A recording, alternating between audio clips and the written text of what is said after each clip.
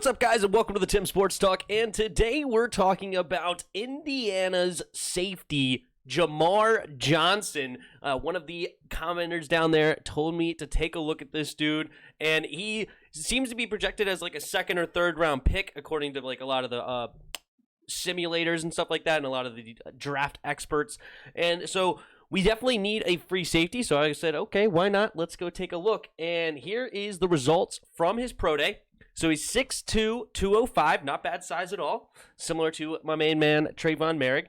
4.58 is a little bit slow for what you would want to see out of a free safety, but not the end of the world. Like Ed Reed ran a 4.57.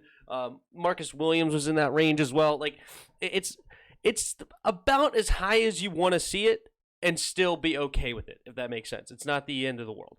35-inch vert, not bad. 4.41 and 7.22 shuttle and 3-cone drill. Similar too. It's like he doesn't have that.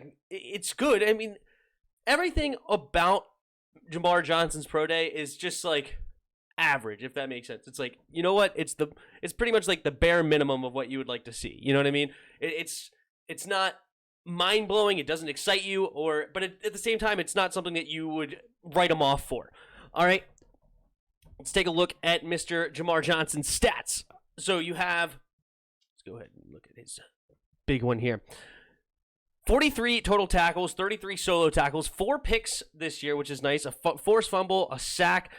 So he does a little bit of everything. And what I do like about him with watching how they used him, he was used all over the field. So he plays strong and he plays free safety. He plays in the box. I even see in red zone sometimes they put him out wide against some wide receivers occasionally. So he can be used in a multitude of different ways. So when you draft a dude, that's awesome. And honestly, I would like this pick in the third round with our second third. I would not want to draft this dude in the second round, and it might be a little bit too early at 74, especially considering I want to hit linebacker, tackle, and probably quarterback with our first 3 picks in some way, shape, or fashion. So if people are on the board that I would like there earlier, I probably would stay away from Jamar Johnson until pick number 81. But if we do end up scooping him up at pick 81, I think that's a really nice pickup for us because he can play in a multitude of different ways, similar to Cam Curl. Cam Curl can both play strong and free. He's mainly strong, but they could be used interchangeably, which would be really nice for this defense where you don't really know which one is going to be where. And I think that would be awesome for Jack Del Rio. But yeah, Jamar Johnson overall, he's not a big hitter. You don't see a whole bunch of big hits, but you see a dude that's a consistent tackler. He comes up and he makes the tackles whenever he has the opportunity, and that's all I really care about.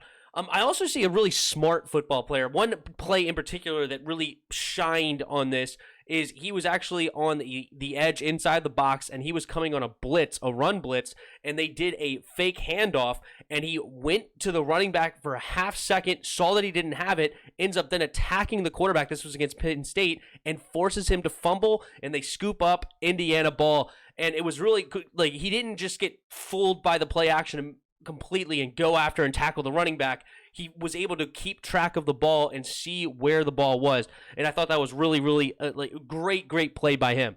Another thing I love is that he has good natural hands for a DB, so if the ball is in his general vicinity, he should come down with it, and that's really, really important because we saw that with Troy Apke, right? No hands, McGee. Oh my goodness.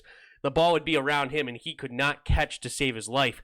So you're going to get turnovers with this dude on the field, and I really, really like that. And Indiana's secondary was really good in general, and he was a big part of that.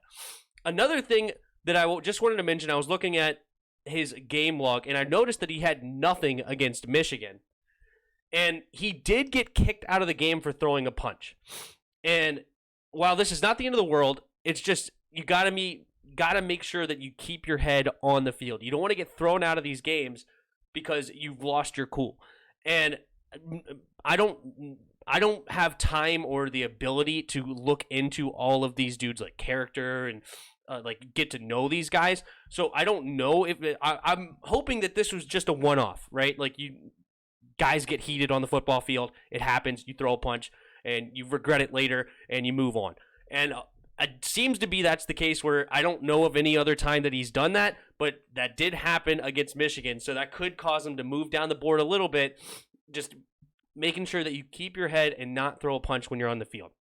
But overall, I would give this, if we got this pick at number 81, I would give this a solid like B+, depending on who's there. I think he could definitely be used, a really good tool in our defense. And yeah, I like him. Jamar Johnson. Thumbs up for me.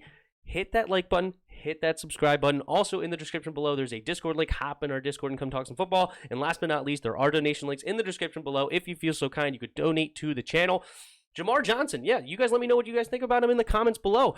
But I'm cool. I would like this pickup. I think I'd like him even a little bit more than a Caden Stearns potentially. Caden Stearns a little bit more fast, but I think this guy is a really, really good football player. The good Scott McLuhan, right? He's a football player, and that's what I like about him. So, hey, until next time. See ya!